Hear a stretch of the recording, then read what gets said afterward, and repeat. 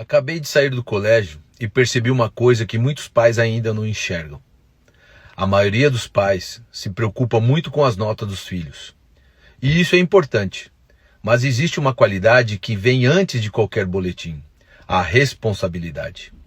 Uma criança responsável costuma estudar melhor, respeitar mais as pessoas, cumprir os seus compromissos e enfrentar as dificuldades sem desistir na primeira tentativa. É por isso que eu acredito tanto no esporte, especialmente no karatê. Porque ele não ensina apenas técnicas. Ele ajuda a construir hábitos e valores que a criança leva para a vida inteira. No fim das contas, educar vai muito além da sala de aula.